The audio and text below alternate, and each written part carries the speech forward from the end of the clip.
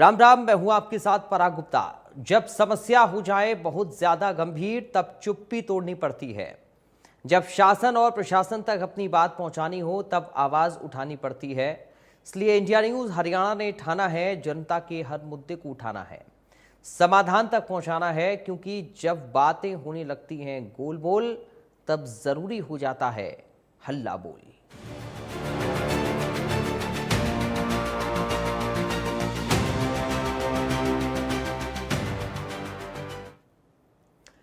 दिल्ली धमाके में ammonium nitrate के इस्तेमाल के बाद खाद्य विक्रेताओं में डर का माहौल है। जांच एजेंसी लगातार पड़ताल में जुटी है। ऐसे में हम भी अमोनियम नाइट्रेट की अवैध बिक्री और नियमों की अनदेखी के खिलाफ हल्ला बोल रहे हैं। बात सिरसा की जाए तो सिरसा में अमोनियम नाइट्रेट पर कृषि विभाग की पैनी नजर है। सिरसा जिले में सभी डीएपी खाद की दुकान पर कृषि विभाग के अधिकारी और कर्मचारी अलर्ट दिखाई दे रहे हैं। कृषि विभाग के अधिकारियों का दावा है कि सिरसा जिले में अधिकृत लाइसेंस धारक को ही डीएपी और खाद बेचने की अनुमति जारी की गई है।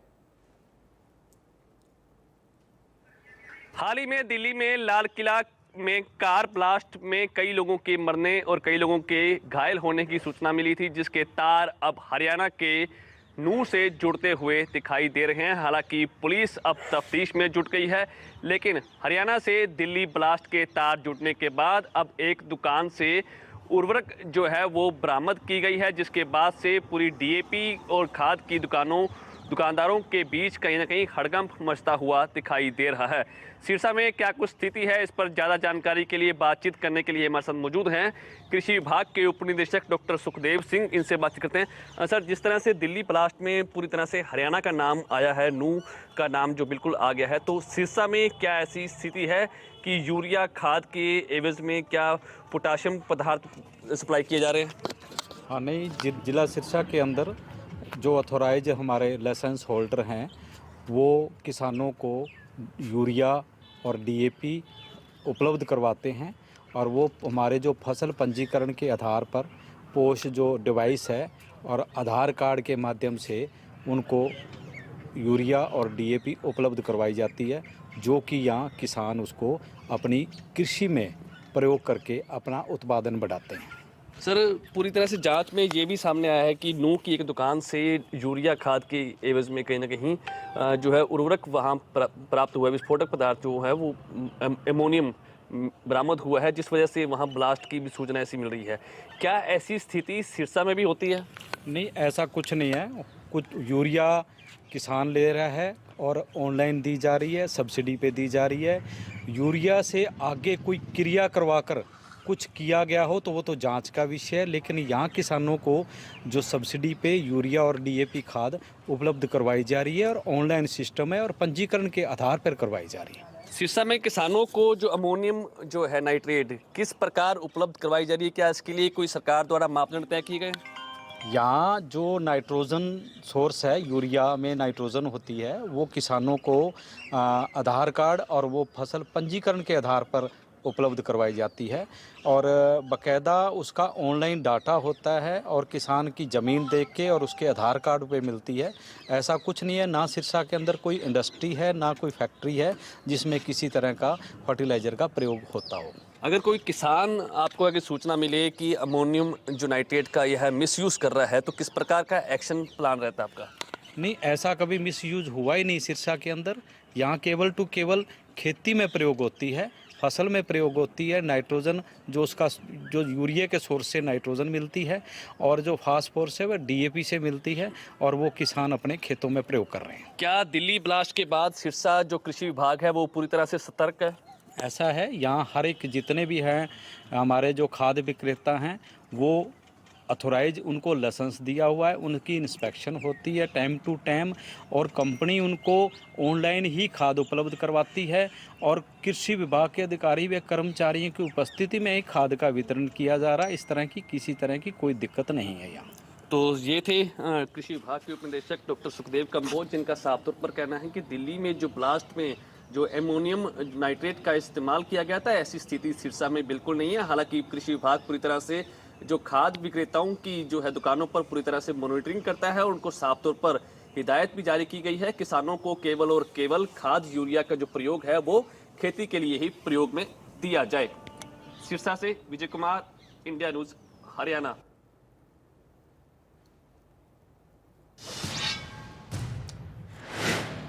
तो देखिए, अवैध तरीके से बिक्री अमोनियम नाइट्रेट की नहीं होनी चाहिए, इस पर लगातार लगाम कसी जा रही है और इस वजह से जो विक्रेता हैं उनमें भी कहीं ना कहीं एक तरह से डर का माहौल बना हुआ है, क्योंकि कार्रवाई लगातार हो रही है और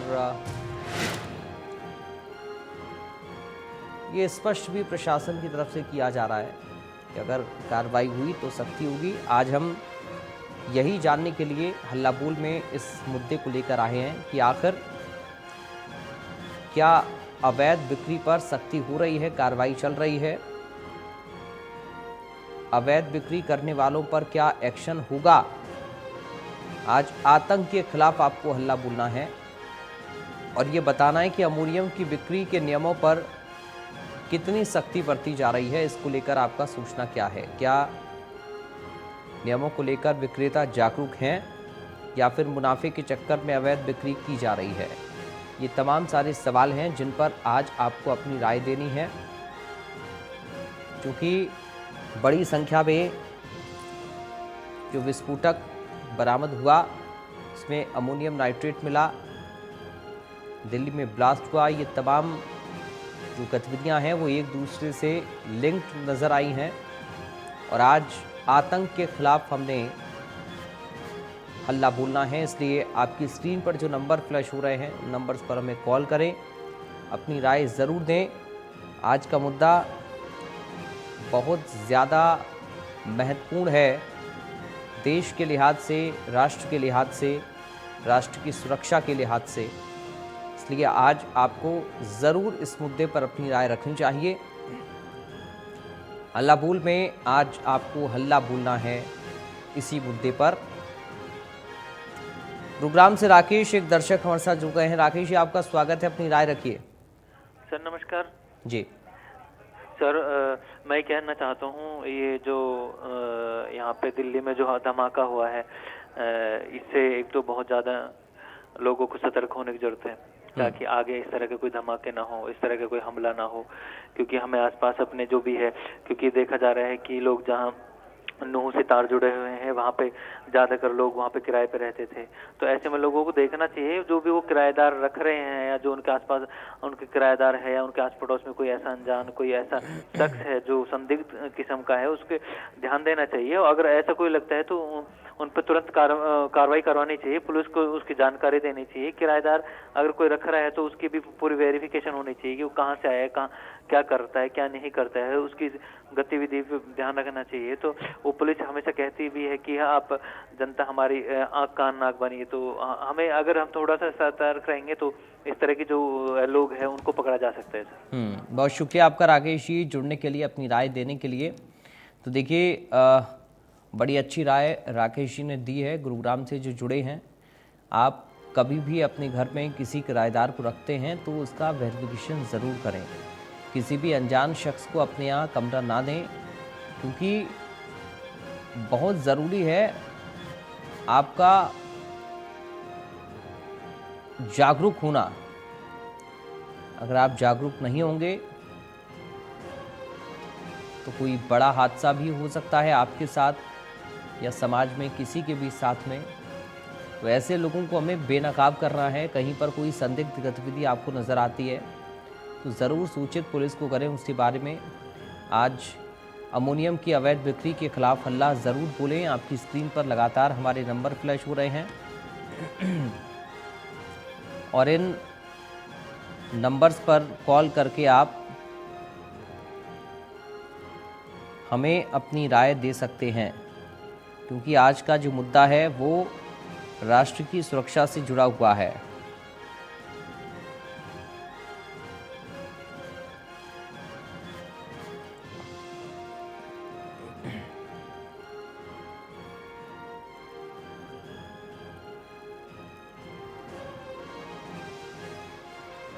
सोनीपत से गिरधारी लाल, एक दर्शक हमारे साथ जुड़ गए हैं। गिरधारी लाल जी, आपका स्वागत है, अपनी राय रखिए।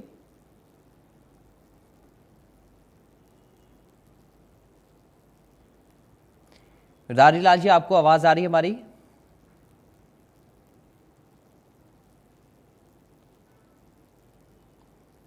चलिए, लगता है गिरधारी लाल जी का संपर्क टूट गया है। एक बार फिर से कोशिश करेगा। तो ये महत्वपूर्ण मुद्दा है।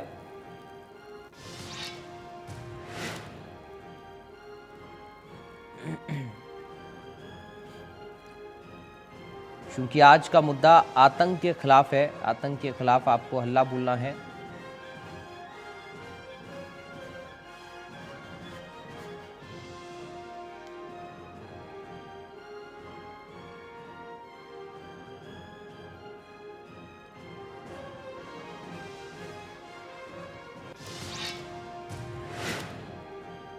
गिरधारी लाल जी एक बार फिर से हमारे साथ जुड़ गए हैं। गिरधारी लाल जी, आपका स्वागत है, अपनी राय रखिए। गिरधारी लाल जी, आपको आवाज आ रही है हमारी?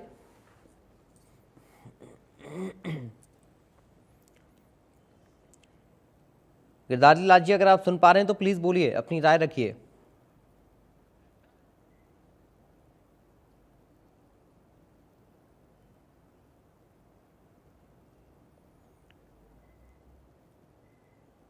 चलिए, लगता है संपर्क नहीं हो पा रहा है गिरधारी लाल जी के साथ में।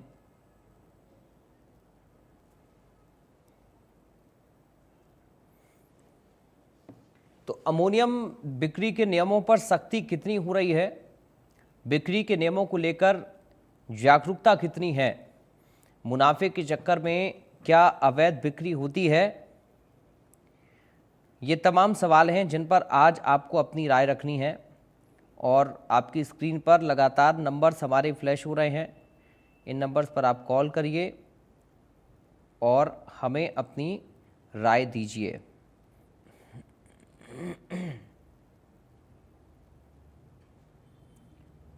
आपकी राय बहुत ज़रूरी है, क्योंकि ये मुद्दा आतंक के खिलाफ है। आज आतंक के खिलाफ आपको हल्ला बोलना है।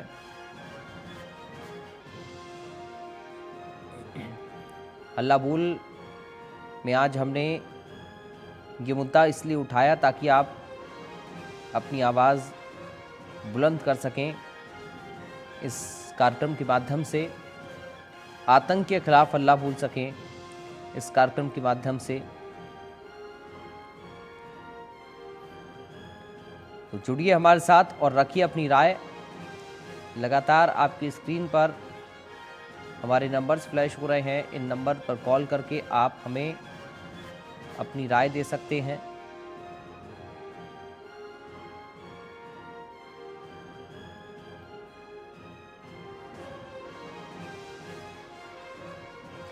गुरुग्राम से सोनू, एक दर्शक हमारे साथ इस वक्त जुड़ गए हैं। सोनू जी, आपका स्वागत है, अपनी राय रखिए। ये बहुत अच्छी मुहिम आपने चालू की है। ये जो दिल्ली में जो कहते हैं ब्लास्ट हुआ, उसके बाद से ये जो आप जागरूकता अभियान चला रहे हैं कि इस तरह की बिक्री नहीं होनी चाहिए, और जो भी कहते हैं व्यापारी ये सब कर रहे हैं, उनको कहते हैं उन पे एक्शन सरकार ले। हम कहते हैं आपकी मुहिम के साथ बिल्कुल खड़े उतरे हैं।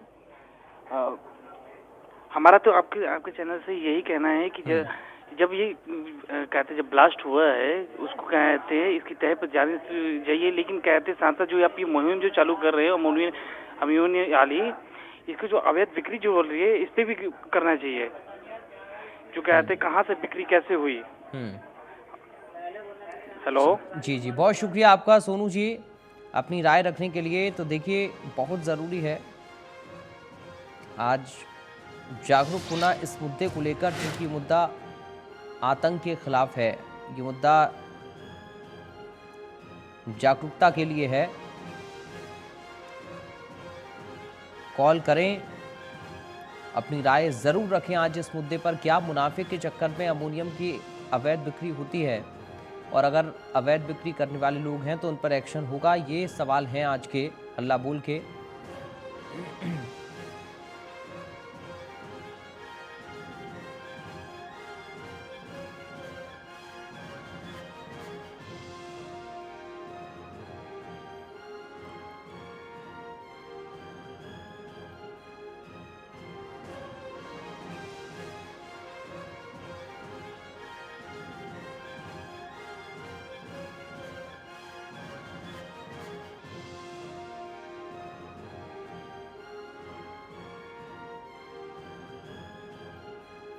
नू से राघवेंद्र एक दर्शक हमारे साथ जुड़ गए हैं। राघवेंद्र जी, आपका स्वागत है, अपनी राय रखिए।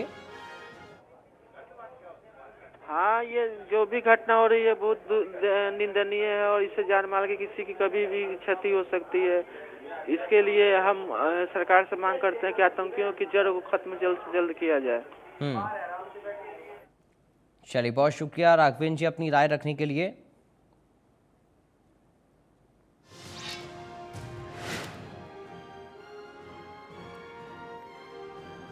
देखिए, जागरूकता बहुत ज़रूरी है, चाहे वो इस तरह की अवैध बिक्री के खिलाफ हो या फिर जैसा कि शुरुआत में हमारे एक दर्शक ने बताया कि आप कभी भी अपना कोई घर या कमरा किराए पर देते हैं तो वेरिफिकेशन ज़रूरी है। आतंक के खिलाफ हल्ला बोलना है। दिल्ली में जो ब्लास्ट हुआ उसने अलग अलग प्रकार से जागरूक लोगों को किया है, कई तरह के संदेश भी दिए हैं, इसलिए उन संदेशों को, उन इंडिकेशंस को आपको जानना होगा, समझना होगा और जागरूक रहना पड़ेगा। आज हल्ला बोल में भी हम आपसे यही उम्मीद करेंगे कि आप एक जागरूक नागरिक होने के नाते हमारे साथ जुड़ें इस कार्यक्रम में और अपनी राय शेयर करें। आतंक के खिलाफ हल्ला बोलें। अमोनियम की बिक्री के नियमों पर कितनी सख्ती हो रही है, अवैध बिक्री करने वालों पर क्या कार्रवाई होगी, ये आज के हल्ला बोल के सवाल हैं जिन पर आपको अपनी राय रखनी है।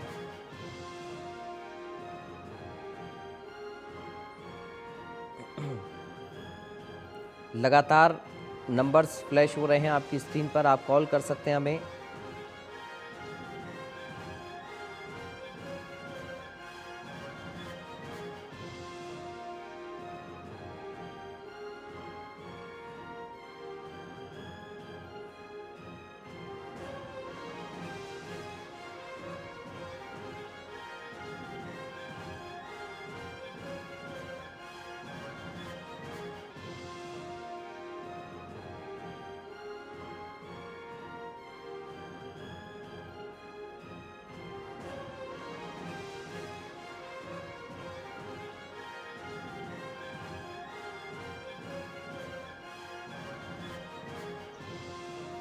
आज आपको हल्ला बोल में इसी मुद्दे पर अपनी राय रखनी है। जलेर सिंह रोहतक से हमारे साथ एक दर्शक जुड़ गए हैं। जलेर सिंह जी, आपका स्वागत है, अपनी राय रखिए।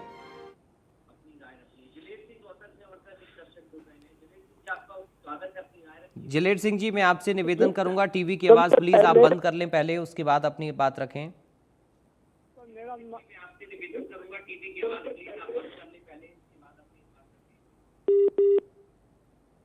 जलेर सिंह जी बोलिए, लेकिन टीवी की आवाज़ बंद कर लीजिए सर। चलिए, लगता है संपर्क टूट गया है। एक निवेदन मैं सभी दर्शकों से करना चाहूँगा कि जब भी आप कॉल करें हमें, प्लीज़ अपनी टीवी की आवाज़ आप बंद कर लें ताकि आवाज़ में किसी भी तरह का कोई डिस्टर्बेंस हमारी और आपकी बातचीत में ना हो।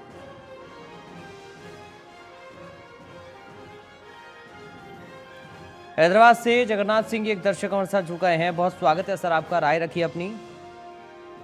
सब ये जो है ना, जो अभी जो बात कर रहे हैं आप लोग, वो किसी की मत में हमल नहीं होना चाहिए। सब हमल होने नहीं चाहिए वो, क्योंकि मालूम है ये देश के लिए बहुत खतरा है।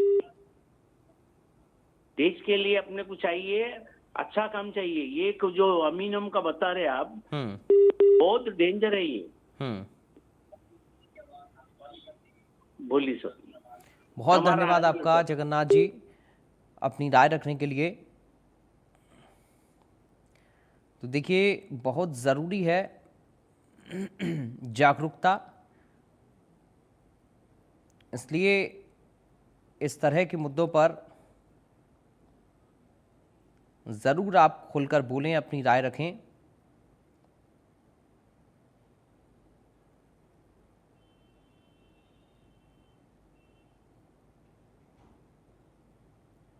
केएल लूथरा एक दर्शक हमारे साथ जुड़ गए हैं। लूथरा साहब, आपका बहुत स्वागत है, अपनी राय रखिए। नहीं, बोलना है कुछ। जी जी बोलिए सर। हाँ, मैं ये कह रहा हूँ कि ये जो दुकानदार हैं, ये अमोनियम हो या कोई और दवाइयाँ जो खेतों में इस्तेमाल होती हैं, बेचते हैं, जो पंसारी खाने पीने की चीजें बेचते हैं, दवाइयों वाले तो बेचते ही बेचते हैं, और पंसारियों की दुकानों पे भी मिल जाती। अच्छा, पहले ये नियम था कि जो ये दवाइयों वाले हैं, ये 2 साल के बाद लाइसेंस रिन्यू करवाया करते थे। जब से ये भाजपा सरकार बनी है तो 1 टाइम लाइसेंस हो गया।